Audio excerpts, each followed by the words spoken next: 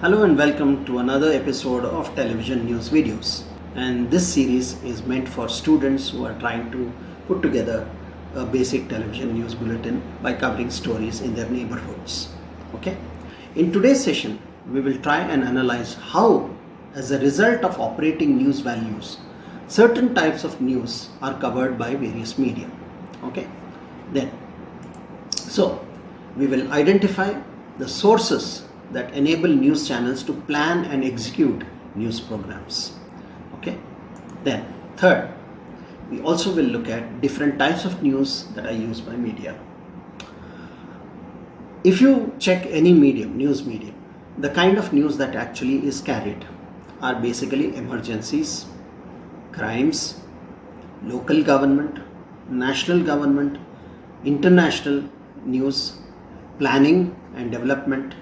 Okay, then you also have conflict, controversies, news from pressure groups, news from the industry, then health, news to do with health, human interests, personalities, sports, all these, and in addition to that you have of course seasonal news, weather news, traffic news, news on animals and what have you.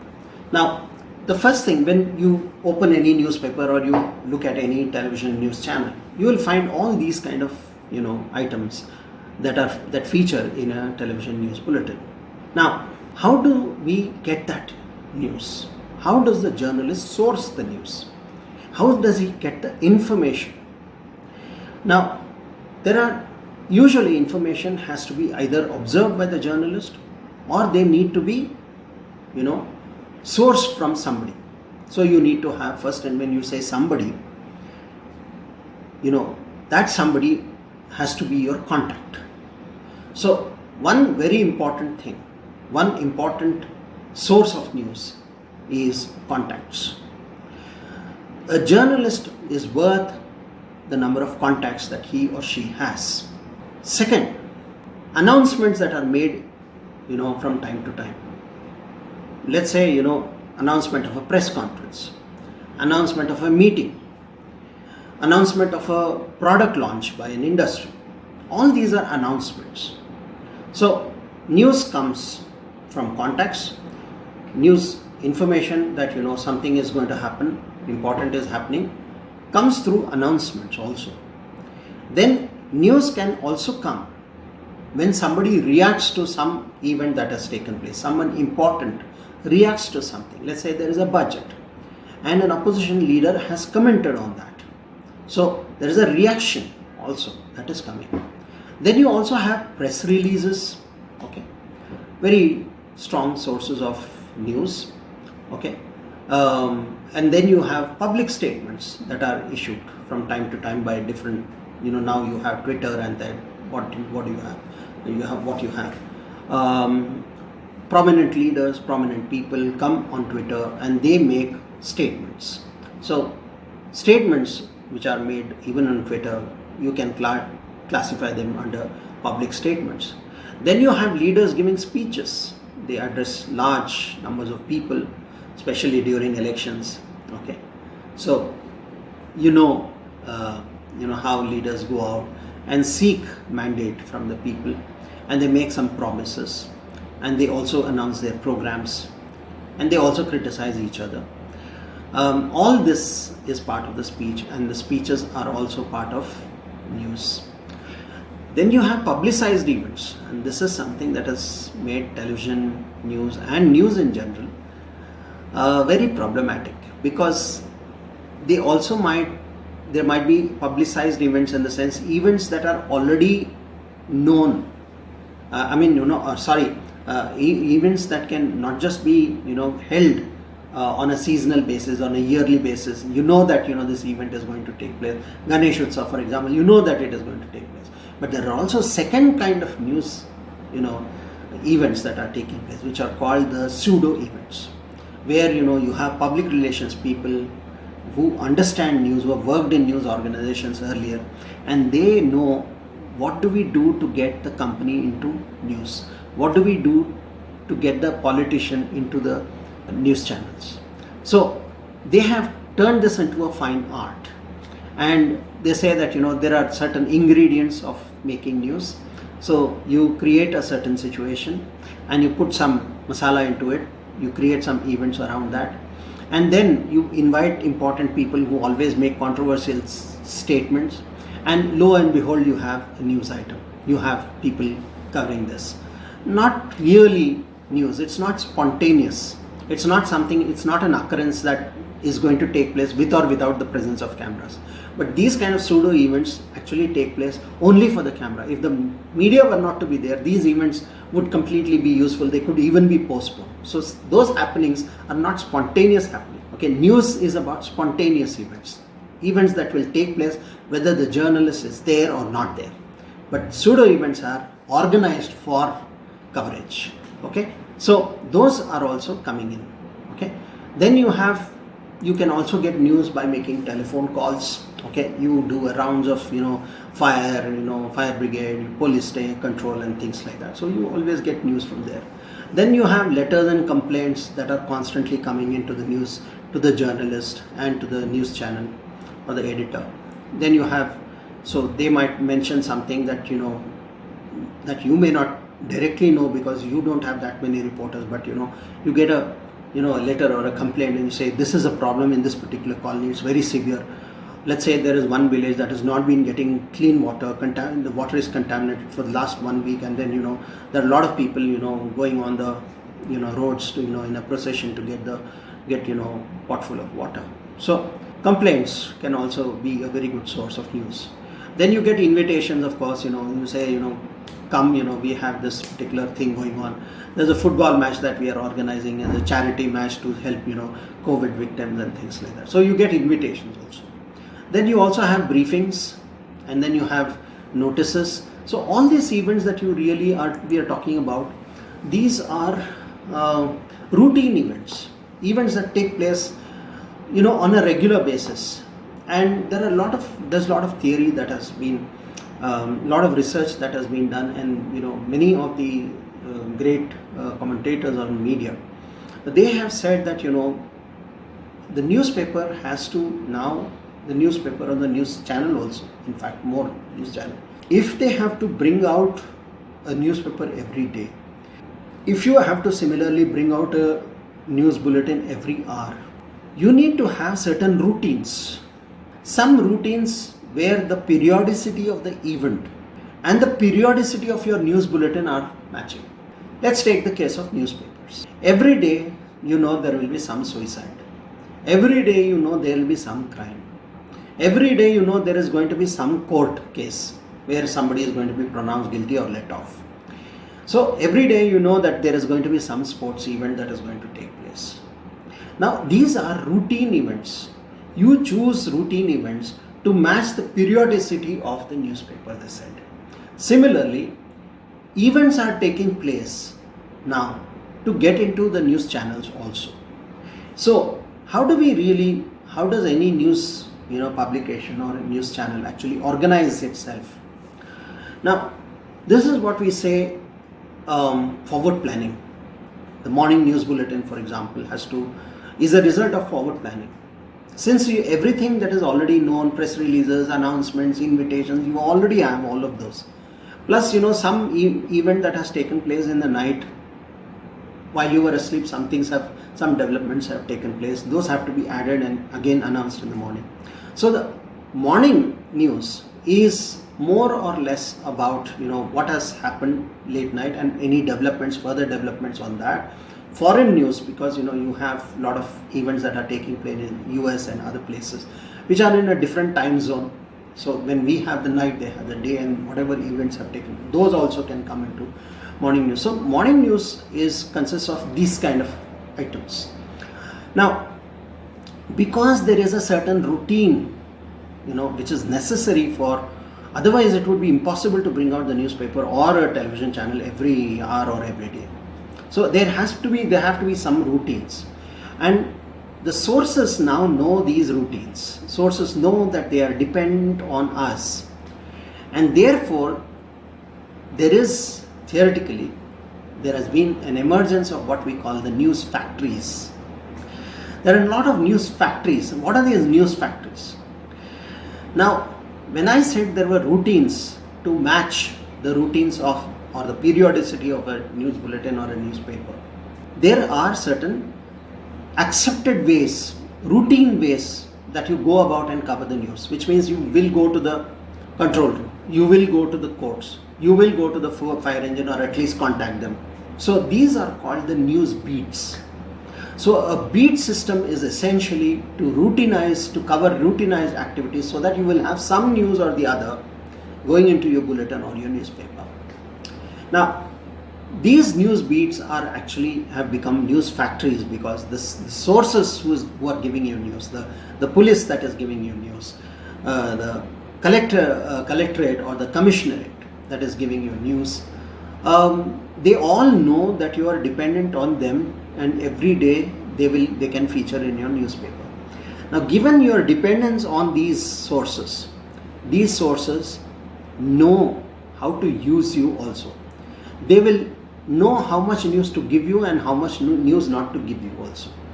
So whenever we discuss television news, we discuss sources, you also have to understand the relationship between the source and the journalist. And the journalist should try his or her best to see that they do not come under influence of the source. That every information that the source gives you needs to be cross-checked. Melvin Mencher in his book talks about 3 layers of reporting. The first layer is that, who says what journalism. So somebody makes an announcement, you carry that announcement in the newspaper. So basically the journalist has become a courier. Other than the fact that, the editor will, select or deselect that item. The second level is really when news starts to, you start really covering what we call news. What we understand is news. And that is by cross-checking. Somebody gives you some information, you cross-check that information and find whether it is true or not, and then publish and then carry the story. Okay, so this second layer is this. The third layer is real journalism, which means where the journalist on his own accord, through observation, comes up with a story idea and covers that story in great depth. And that is an exclusive for that particular news channel, something that others do not have, because it is the individual enterprise of the journalist who actually digs up a story on his own and finds a story out of nothing, out of nowhere, okay, based on hard facts that he has dug up. Okay, now that is real journalism, and that is layer 3 journalism. So when you are dealing with news beats, if you take any newspaper or a television channel, most of the news are based on announcements, party office, spokespersons, calling, based on things that we are already know. Now the disaster story is something that nobody is ready for, because for all the announcement, you already have the announcement or the invitation, so you will go there. The disaster story is something that comes as a shock to the, journalist, and that is where the real challenge of a journalist comes. Because he or she is going to reach the spot of the disaster a little late, because they don't have they cannot look into the crystal ball and say that this disaster is going to happen at this hour, on this particular day, in this particular area. So most of the time they'll reach late, and that is where I think we can question this whole idea that the whole mythology of nose for news. Nose for news is not its ability to foresee what can possibly happen, what can be newsworthy, what is likely to happen. That can be nose for news, but nose for news, journalists are not fitted with some kind of special nose that they can be there before the event occurs and then they are able to cover that. That does not happen. That's more of mythology. Okay, so the other sources of news for you, apart from these news factories or the news beats, are other media. Now Twitter is there, wire services are there, news sharing is there, follow-ups are there, some story has taken place, you need to follow up on those stories. Clipping files, very important. Every journalist, I think now there are of course databases where if you want to do a story on power cuts, the entire file on all the stories on power cut have been listed there. So you just need to read through it and see, certain power plant was probably announced 4 months or 5 months ago, or an oxygen plant was announced, okay, 1 year ago. Let's say the COVID case where, April 2020, the empowerment committee said that we need to set up new oxygen plant because the second wave of COVID is going to be very, very severe, and therefore the government has to get ready with more oxygen plants in the near future. So when you look up, okay, the clippings files or the databases will have all these, information. So you can say, okay, what happened to the oxygen plants that the empowered committee had advised the government? Has the government really put them up or not? What is the status right now? So these clippings files or these databases also will give the journalist a new, remind the journalist to do a story and do a follow-up. Okay. Then you have future files, which means that basically has got every day you can actually look at the futures. What are the things that are, let's say an important case was adjourned, or there was a hearing on a particular day. So in the future file it goes and says, on this day this court is going to hear this particular case. So that. And the last, of course, is observation. Okay. So most of journalism happens through a sense of observation. You need to go around whenever you are going to your office or you're coming to college as a student also. You should constantly see things around you, and anything can be developed into sometimes a very major news story. Let's say you come from a particular place, you're going to your college, and you see, as a media student, you see that every day the construction was taking place. Suddenly you see one fine day there is no construction at all, no activity taking place. So you need to see that what could be wrong. Then you go and find out. Then you find out that the workers from Vijayapura have gone back to their villages because it is harvest season. So then you say that okay, what is the status of workers who come from Vijayapura? How they actually try to till the land, and what has happened in Vijayapura? Maybe there are no rains and therefore they are coming to the city in Bangalore and other places like Bangalore and other places where they become labor. So you can do a very good story on them. So just by observing what is really happening, even every day that you're looking at a building and suddenly you see stop in activity, you say, okay, it has stopped. No, that cannot be the reaction of a journalist. Why has this happened? Of all the 5 W's and 1 H, who, where, when, why, and how. Okay? Who, what, when, where, why, and how. These are the 5 W's and 1 H. Why is very, very important for the journalist. You need to always find out if things are happening, why are they really happening? That is real journalism. Okay. Now you also have chance meetings with some people. You are going in a train and you suddenly meet some people and they are discussing something about an industry. So chance meetings also can actually give you news ideas, news stories. You can also get leads, you can get tip-offs sometimes. People will call you up and say, hey, this is happening in education. You have a professor in a college who says that online lectures are becoming very difficult. Okay, so, and students are finding it very difficult. Students from areas which do not have proper network access. So you can do a story on the lack of network access for poor students and people, students who are in far-flung areas. Okay, so any conversation, any leads, any tip-off, you need to have curiosity. You need to have that feel for news, and that is what we call the nose for news. And you should have a lot of ingenuity. And then news channels also get a lot of news from freelancers. Okay, they also get a lot of news from stringers. But then there are certain advantages and disadvantages about stringers. Okay. You cannot really depend. They help you, sort of enlarge your coverage area. Now, do journalists have a premonition? Coming back to this nose for news, do they have a premonition? No. Disasters or events cannot be predicted. They are always covered after the event. Journalist has to have a way to get there or identify and contact someone, eyewitness, sources, and then get the news. The thrust is also on interviewing skills, and something that we are going to do an entire 1 or 2 parts on interviewing skills themselves, and there are some important things that one needs to know about how do you prepare for an interview. Now, News tends to have a built-in urban bias, and that is what we have noticed. And usually it so happens that whenever news bulletins are there, they are tending to cover areas that are close to them, which means that there is a huge country. India is a subcontinent. There's so many 5.5 lakh plus villages are there in this country. So who is going to cover them? When we say national news, they are also part of the nation. 70 to 80%, 70% of our population is in rural areas.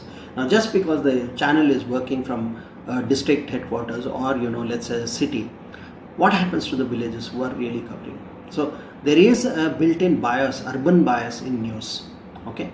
Now, other thing is that those who have access to journalists are favored for coverage. So people who have your number always will contact you and give you news. So people who have access to journalism and journalists have to be worried about people who do not have access to them, and always think what is really happening in the areas, because I don't really go to those areas.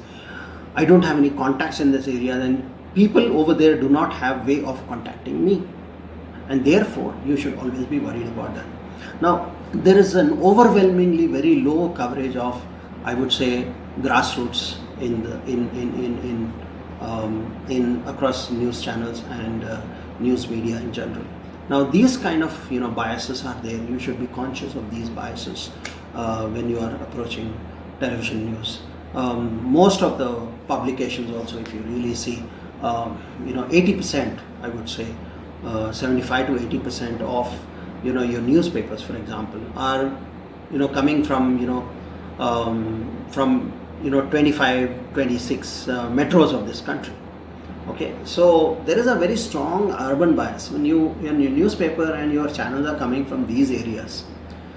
These areas are urban areas, and therefore there is greater advertising also. Urban areas, people also earn salaries.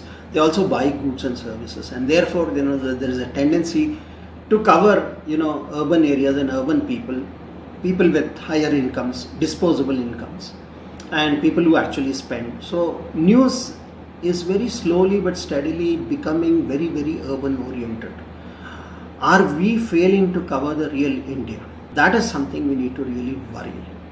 Okay, and how are we really going to overcome this is something that we need to really see in the future. Maybe social media is one possible way in which suddenly you have virtually the whole thing is flattened out and everybody has got equal access.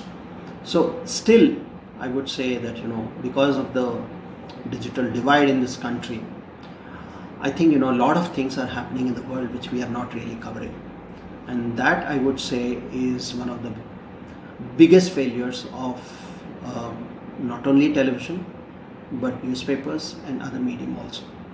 But we will move on, and with this kind of a small understanding of how television and the news ecology actually is, we will move and forward and acquire a few more skills. So until the next episode, thank you very much.